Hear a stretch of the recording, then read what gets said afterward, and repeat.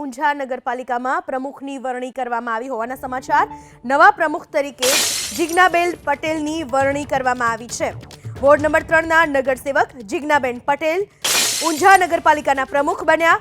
સર્વાનુમતે પ્રમુખ તરીકે જીજ્ઞાબેન પટેલ ચૂંટાયા છે। વોર્ડ નંબર 3ના નગરસેવક છે જીજ્ઞાબેન પટેલ, જેઓ ઊંઝા નગરપાલિકાના પ્રમુખ બન્યા છે। એક જ ફોર્મ ભરવામાં આવ્યો હતો અને બિનહરીફ તરીકે જીજ્ઞાબેન પટેલની ઊંઝા નગરપાલિકાના પ્રમુખ તરીકેની વરણી કરવામાં આવી છે। સર્વાનુમતે જીજ્ઞાબેન પટેલ ચૂંટાયા છે। મહેસાણાની ઊંઝા નગરપાલિકામાં પ્રમુખની જે વરણી કરવામાં આવી તેમાં નવા પ્રમુખ તરીકે જીજ્ઞાબેન પટેલની વરણી કરવામાં આવી છે।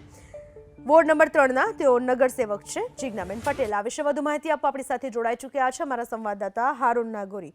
હારૂન, શું આ વિશે વધુ માહિતી? મહેસાણા ઊંઝા નગરપાલિકાની ફરી એકવાર ચૂંટણી યોજાઈ હતી। આજે પ્રાંત અધિકારીના નેજા હેઠળ ચૂંટણીનું આયોજન કરવામાં આવ્યું હતું। નગરપાલિકાના પ્રમુખ તરીકે ચૂંટણી યોજા જીજ્ઞાબેન પટેલ બિનહરીફ થયા છે।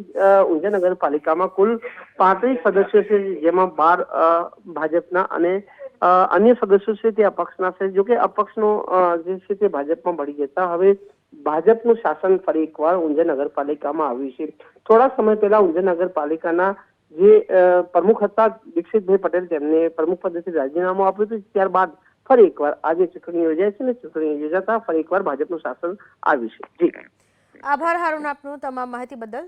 તો નવા પ્રમુખ તરીકે જીજ્ઞાબેન પટેલની વરણી થતા ફરી એક વખત ભાજપનું શાસન।